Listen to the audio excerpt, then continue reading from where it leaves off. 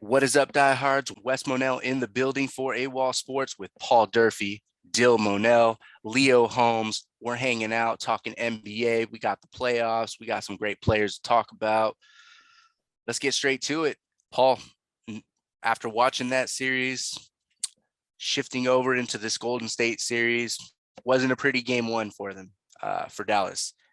But who do you think needs to step up for Dallas? That X factor, that the guy that has to show up every game for them to have a fighter's chance, let alone win. Well, I mean, I think everything pretty much went wrong for them offensively in game one. I mean, Luka didn't play great. He was grabbing his shoulder a lot during the game. I don't know what was up with that. But he just looked a little off with his shot. And then the way they're built offensively, if they don't hit their threes, they're kind of screwed. So Dallas kind of reminds me of Boston a little bit in a sense, the way they play and also being a top defensive team this year. I think that's why they've gotten so far, is because of their defense and their switchability, especially when they play their lineup. Well, they have Dwight Powell play for like 2 minutes and then he comes out so they can be more switchable on defense. But so yeah, I mean, I like the way they're constructed. Similar, like I said, Boston shoots a lot of threes too. But if they're not hitting their threes like they were, they were getting good looks. But with Luka, you have the floor spread so he can go to work and pick his matchups. And if you bring a double, he's going to kick the ball out. So honestly, for me, it's not one player. I think it's just their whole team's got to shoot better from three. They got the Reggie Bullocks, the Finney Smiths. Got to step up and make their threes. And obviously, it's good also when Luka comes out, especially it's more pronounced that guys like Brunson and Dinwiddie, who have the ball in their hands, got to be able to make plays and kind of keep the team going as well. Because I think Brunson's been the way he's stepped up his game, and he's going to get paid some crazy amount by someone, probably not, I don't know if it's going to be Dallas, but he's going to get his money after the end of this year. So for me, it's just, unfortunately, the way they're built, yeah, it's the three-point shooting. They got to hit. Good points, man. I mean, I'll read verbatim what I had in my notes for the Dallas X Factor. They need their usual collective effort, and the fact that they need that many ifs has them as heavy underdogs. Leo, do you agree with that Mavericks are heavy underdogs because they have too many what ifs? Do you think here, I'll pose this question to you, man. Jalen Brunson, I just found out today, looking up some stuff. He ranked number 1 in the NBA out of 99 eligible players, because some guys miss games, like Kyrie missed games. I'm sure he was ineligible for this. Jalen Brunson ranked number 1 as the ball handler in pick and rolls this season over everyone else in basketball. Do you think he can have a splash series against the Splash Brothers and company? And then do you think he's your X factor, or what would you say is your X factor for them to even have a chance? I think he can definitely have a big series against Golden State. I mean, Jalen Brunson's not a big guy, but he's a big guard. And with the new NBA switch everything on a pick, I really hate that style of defense. You can basically select who you want to guard any person. So I think with them, that's a lot of work those situations to get Steph on Jalen Brunson, to get maybe a Jordan Poole on him from time to time, to give him the matchups that he's going to feel comfortable with. His footwork is A1. That man, when he gets into his bag footwork-wise, there's very few that can really stay in front of him, and he's shown that in this entire postseason. In reference to who could be their X factor, for me, it's the top guy on the board, and that's Dinwiddie. I mean, you're talking about a guy who's been in the league, had expectations, been with teams that didn't have expectations, and the moment it really doesn't ever look like it gets too big. And think about the Game 7 against my Suns. He was the other guy that went off. It wasn't like the entire team went to work and they had double figures all across the board. Luka and him got cooking, and it was, okay, how do we try to contain this? And now they're playing tag. And they're going to need something like that. And he's the guy that could probably do it. and that's leading that second unit. You need that change of pace. You need, when Golden State brings in Poole, who's your gun that you're throwing out there? If he's not able to do it, then guess what? They're pulling out an assault rifle and you're pulling out a pocket knife. Enjoy the fight. No dice. No dice with that, man. I 100% agree with that. I was actually, I know I didn't share it. I was actually showing Spencer Dinwiddie the benefit of the doubt, man. I like him. I watched him because Dill's a Pistons fan, and I watched him in those days too. So the come up was cool, kind of like the Chris Middleton come up. Damn, y'all are like a farm system so far, Dill. We don't have to talk about that. That's okay. It's time to keep, you know, Colorado standout.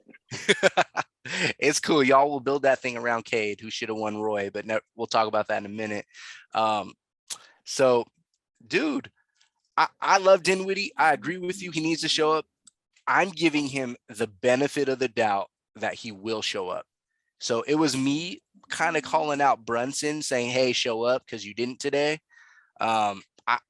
Man, they need him because I trust Dinwiddie, obviously Luka. I trust Finney Smith to an extent. He's going to be a little bit more defense than offense, even though he's got the stroke. But yeah, I mean, shoot, any team can say this. It helped to have Tim Hardaway Jr. right now. That's for damn sure, going against the Warriors especially. Of course.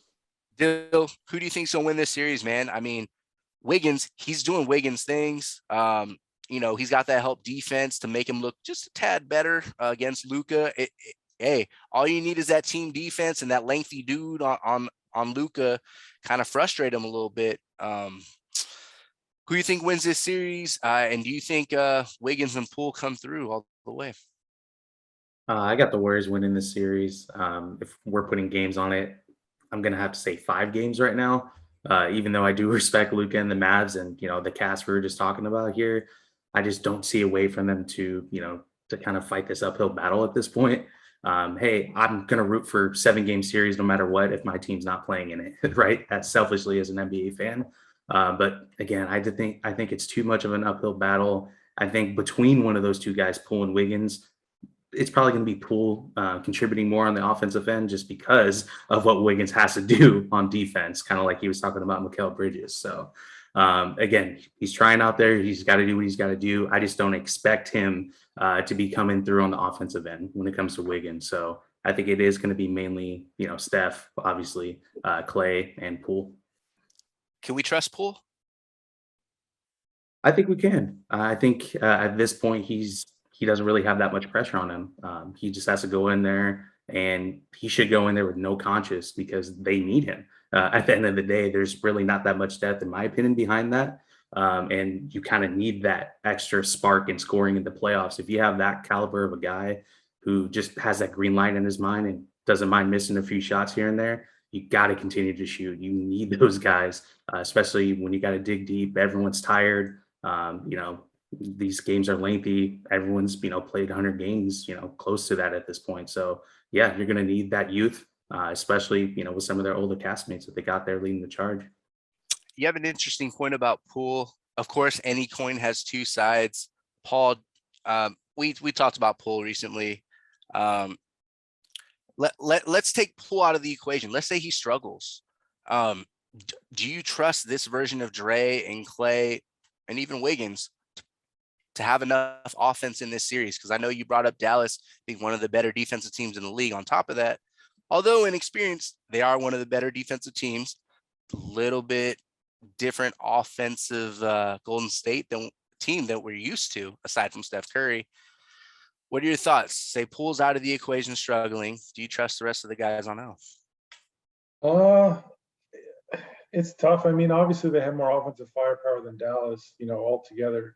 And they played great last night. Although, if you've been watching this playoffs, it's kind of like leaves something to be desired as far as like their play. Like, why aren't they're kind of like letting Memphis hanging around, and then, you know, just the way it just doesn't feel like everything's clicking, and it's kind of hard to pinpoint why. But yeah, it's just just to piggyback off the Wiggins Poole discussion, I thought it was interesting that Wiggins is actually super aggressive last night in game one. And I think that's because they were trying to hide Luka on Wiggins most of the night defensively. And Wiggins has tried to take advantage. I think he got up like 16 or 17 shots, and he almost had he had like 20 points or something like that. But yeah, so should be interesting to see how they keep attacking Dallas.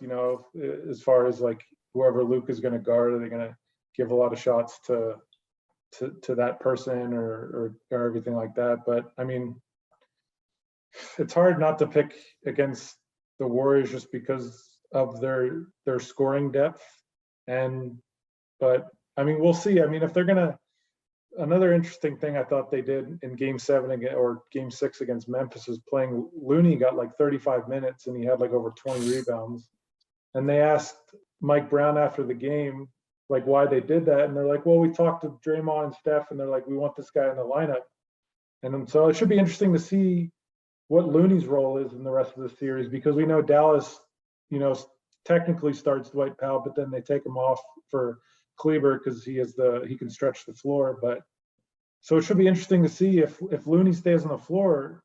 Dallas has got to make sure when they're doing their pick and roll, they got to make sure they attack Looney on the perimeter as much as they can to draw him away from the basket. So that's another interesting factor I see in the series. So you're with Dill. Golden State's a lock. Nah, I don't know. You would think they would be just because of their talent, but just the way they've played just is like something's a little bit off. I just don't trust them to be like, oh, they're going to take care of business. I feel like Dallas, against Phoenix, they kind of, the first 2 games, they were just kind of like, they lost pretty convincingly on the road, and you're like, oh, they're probably done. And then all of a sudden they bounce back. So I just feel like Dallas has that toughness and they want it. So I wouldn't count them out yet, but it's going to be tough.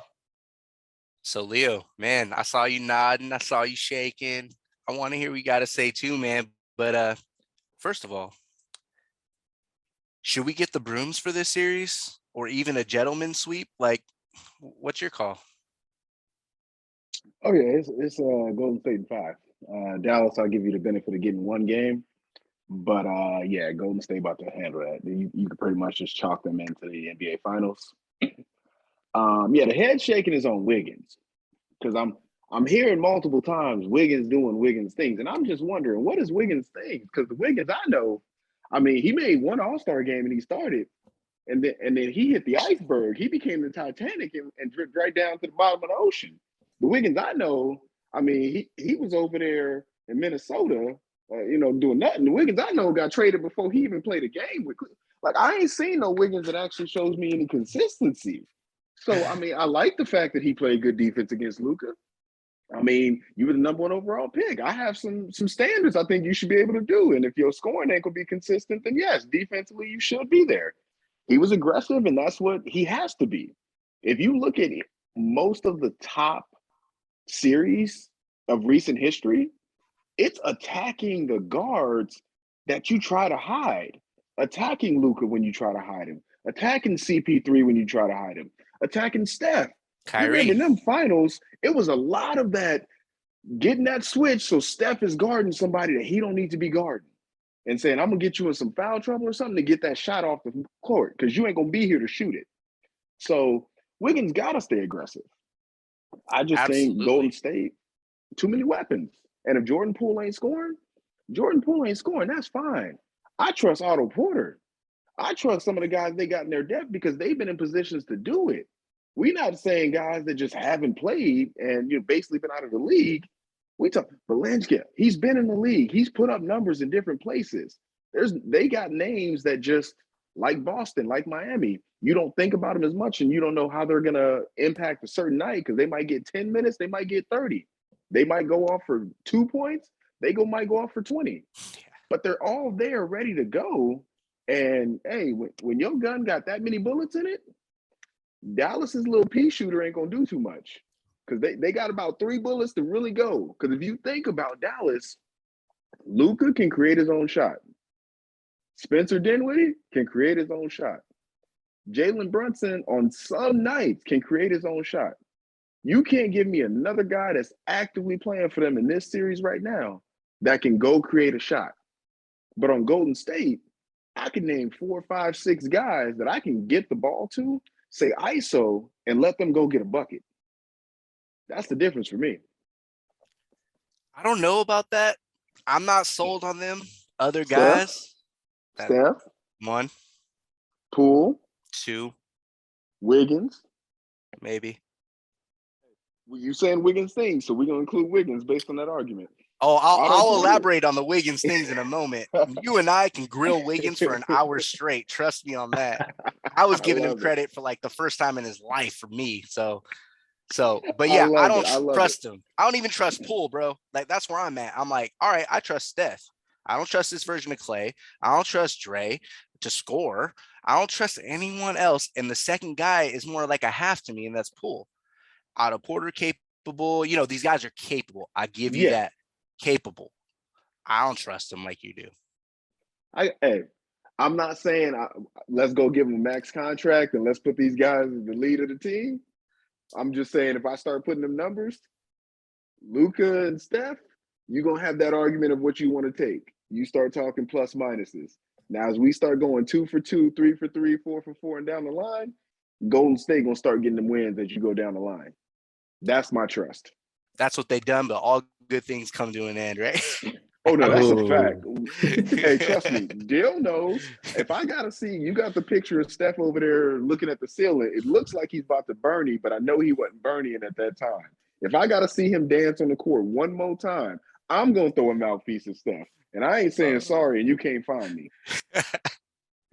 So to elaborate real quick before we move on that Wiggins thing, when I say Wiggins doing Wiggins things, that means he's playing above average defense, above average offense, not an all-star caliber player, an underachiever in my book, but probably an elite non-all-star player, if that's even a compliment. I don't know.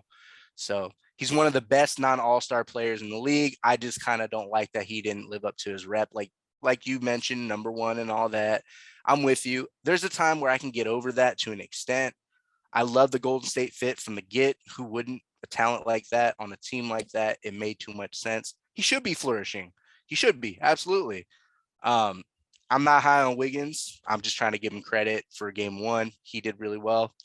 Do I think he can keep his scoring up like that? Because I know he scores in the teens and the upper teens. He's used to doing that. That's the Wiggins things. But I don't know, 17. man. Yeah, if he's the primary guy on Luka, the primary, because you can't put Clay on him laterally right now. Draymond will allow Luka to go for 40 right now. So it's got to be Wiggins. And I don't know if he can keep up that scoring. I don't even know if, Luka talks a lot. So you talk about Draymond getting in people's heads, or even Pat Bev, who we'll talk about a little bit later, getting in people's heads. Luka gets in people's heads. People just don't know it. He does. He talks a lot of trash. I'm not sure Wiggins can keep up in a series, but hey, he's not the main guy. He's not even the second main guy. So, they just need him to do Iggy things, right? Just don't let LeBron get 50 and 30 and 20 and you'll be MVP of your team. So I'm glad y'all caught that.